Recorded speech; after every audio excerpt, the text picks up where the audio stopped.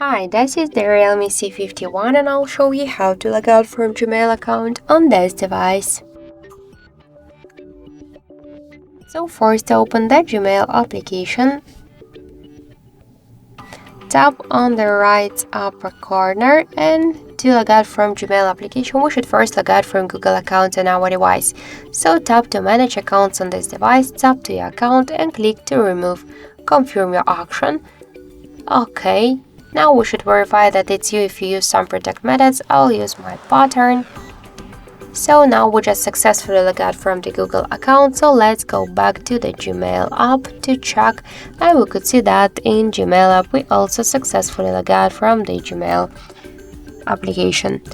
So that's it, thank you for watching, and if you like this video, leave thumbs up and subscribe.